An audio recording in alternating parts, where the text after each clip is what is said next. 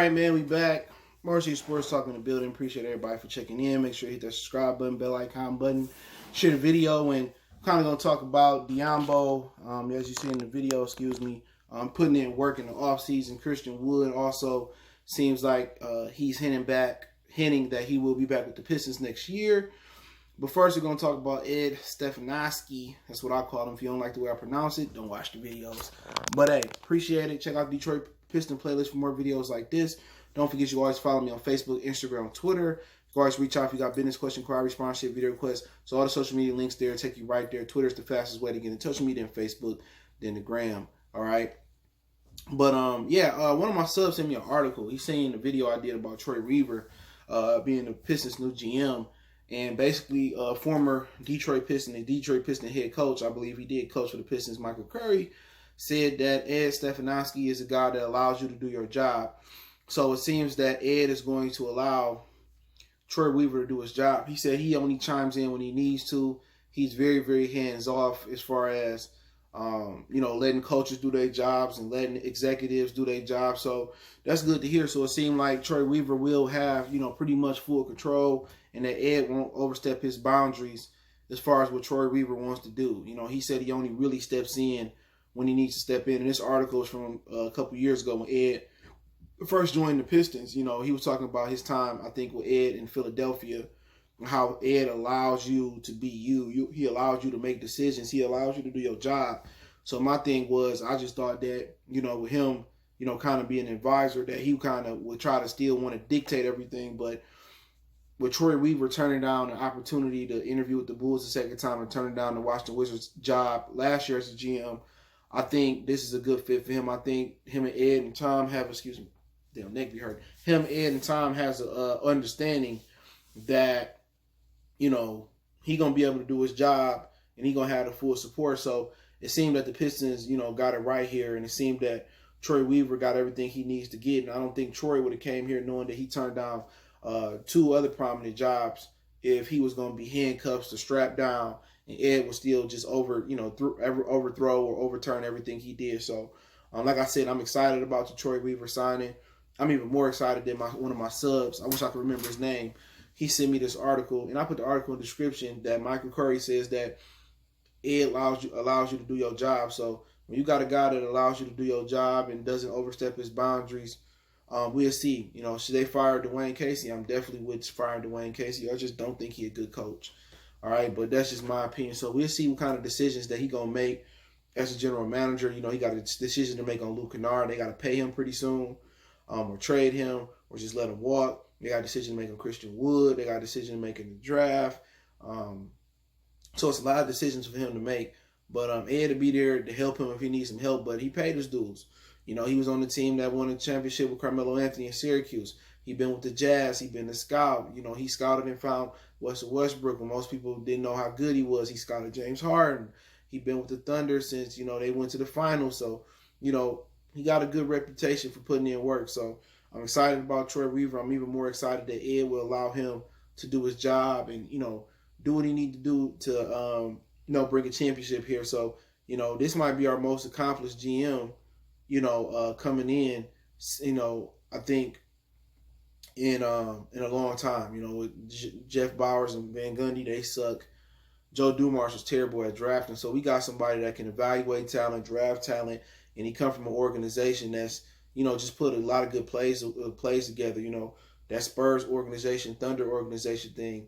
Sam Presti has worked magic in a smaller market. So Detroit is a bigger market than Oklahoma City. So I expect big things from Troy Weaver. But also you got to remember, people mad at Ed for not taking Kevin Porter Jr. That was a financial situation. I think that was more financial about Tom Gores, and also think it was more about his character than something they didn't like about him. But a fun fact here, man, I just read this. I guess through their deep analytics in the NBA, Darius Garland, who came out of Vanderbilt, I think he got injured in college the year before he got drafted last year.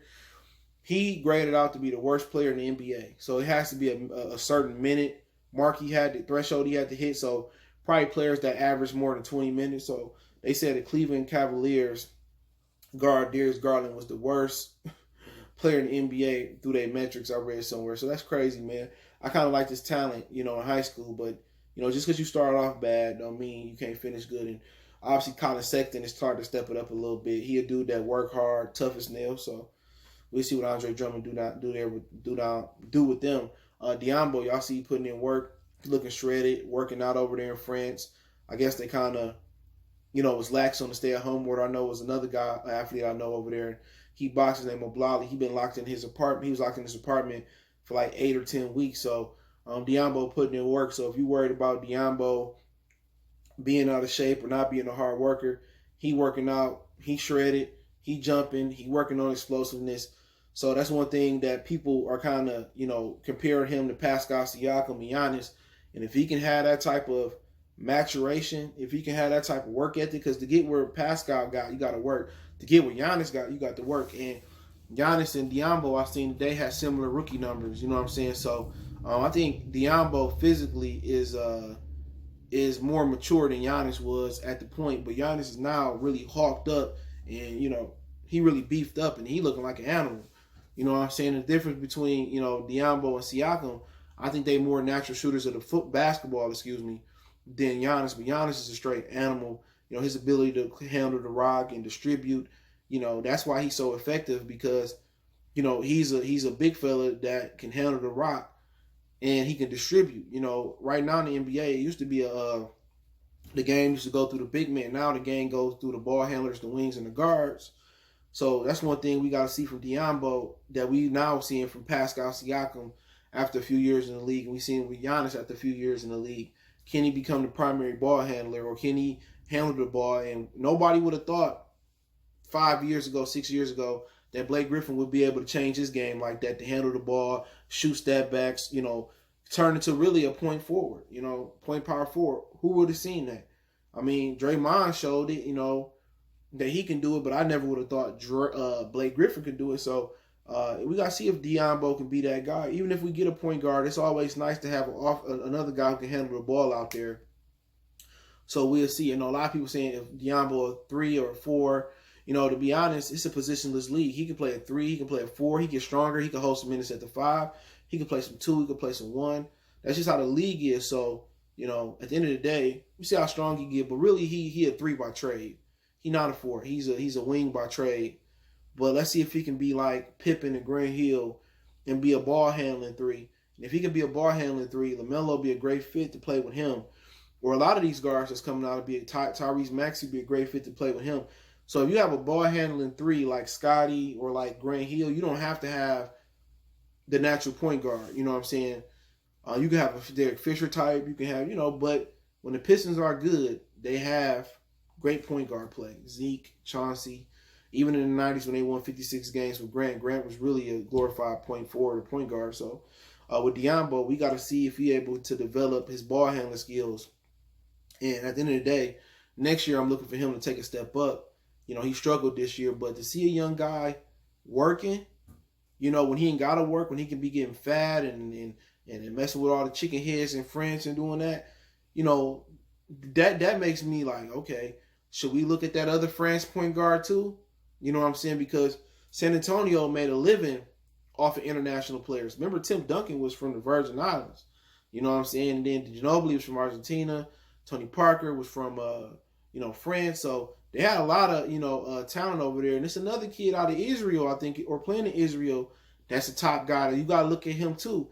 Him and Diambo look like they play the same position. But if you can get away, it's positionless league. He can play the 2 and Diambo can play the 3. Or if Diambo gets stronger, he can play the 4 and he can play the the 3. So, you gotta leave all your options open. Everybody, talk about Anthony Edwards. I like him, but I feel that you can go get Malik Beasley, you get production from him. I think a lot of production for the money you're gonna pay him. So I'm more looking at the point guard, but I like Obi. I'm gonna look into that kid from Israel, the kid from France. I'm hearing a lot of good things from him. So, we'll see where we go from there. But Diambo is seeming like he putting in work, and that's what we need, guys to work hard. That's encouraging because that's what Giannis had to do and Siakam had to do to get where they at. So, if Diambo turned to Giannis or Siakam, it'll be Jubilee this way because I think the Pistons are the closest to winning something. I don't really follow the Wings like that no more. And the Tigers, I don't know what they're doing or what their farm system look like. But I think the Pistons are closest to winning it right now. But if Diambo can turn into Pascal or Giannis, the Pistons going to keep him. The Pistons don't really lose talent. They lost Ben over a couple dollars, which was stupid. But the Pistons really don't lose talent like that. People come to Detroit, they end up liking it. But let's talk about Christian Wood to close it out. Christian Wood, I put it on the screen.